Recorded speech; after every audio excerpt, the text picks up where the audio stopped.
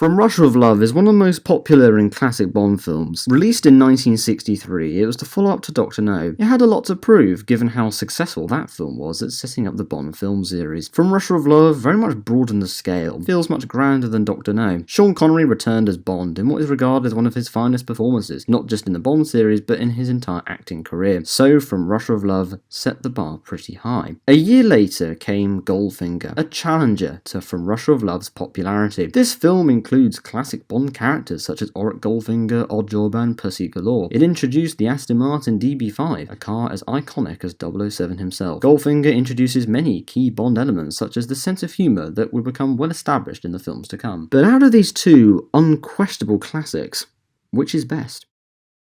From Russia of Love is one of those Bond films that is faultless in seemingly every way. It is not, however, a film I watched much over the years. For whatever reason, I only watched it a handful of times, until recently that is. I've now seen it several times in the last few years, and it has yet to tire. It is utterly classic every single time. Sean Connery's debut performance in Dr. No was very good. He captured the essence of the character very early on, in what is an excellent film. Here there is much more in the way of a layered performance. It feels more nuanced. Connery's favourite Bond film was, in fact, From Russia of Love. His performance is fantastic. He uses charismatic and cold assassin when needed. Karen Bay is a great supporting character. His connection to Bond works well, and I enjoy Pedro Armendaz's chemistry with Sean Connery. It seems a bit like a mentor and a student at times. Bond doesn't seem overly experienced at this point, but still manages to carry much of the film. Lotte Lenya as Rosa Klebb and Robert Shaw as Red Grant made for a pair of excellent villains. Red Grant is the first such character where Bond meets his physical match, and perhaps more so. Red Grant is a villain that can blend in and go unnoticed, as we see in the film. This makes Red Grant more threatening than many Bond adversaries. Rosa Klebb is very sinister and doesn't get tons of screen time, but that isn't inherently a bad thing. Klebb works by appearing minimally, given her role in the story. Blofeld's minimal inclusion was great, and very much acted as a teaser for future entries. Kronstein was great too, but had such minimal presence that he adds very little. A few more scenes of his character wouldn't have gone amiss. Tatiana Romanova, played by Daniela Bianchi, is certainly one of the most iconic Bond girls, but is not a very memorable character. Romanova sets up the plot, but isn't really of much use going forward. Bianchi had good chemistry with Connery, but there isn't really that much else to focus on. Bond's confrontation with Red Grant is simply stellar. The performances of Connery and Shaw are superb, mainly in the dialogue, though the action is very nicely done too, especially in the confined train carriage. From Russia of Love's main draw is the dialogue. It doesn't seem like a film at all reliant on set pieces or action sequences. It just seems focused on a solid plot.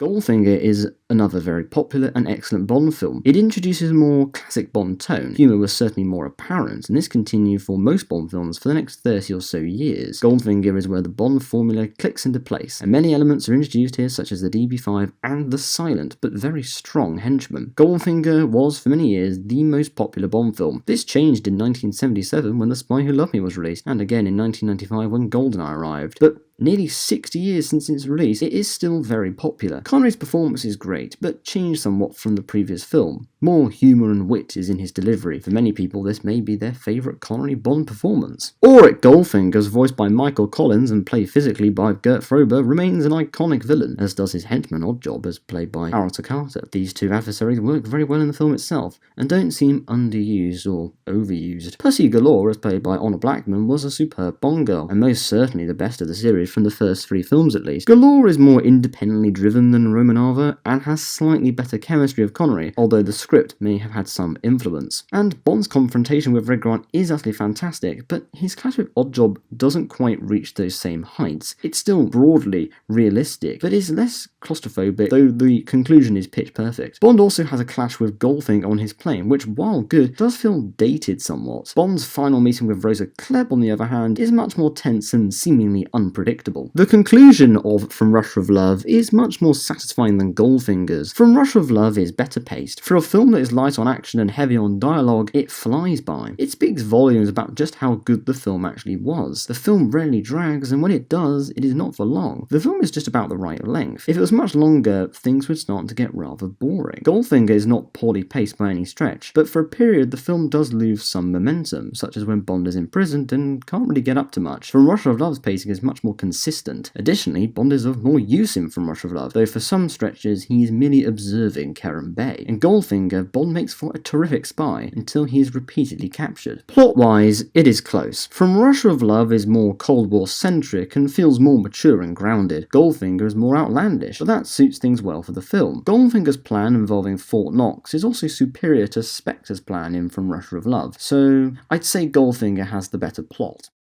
Which is better?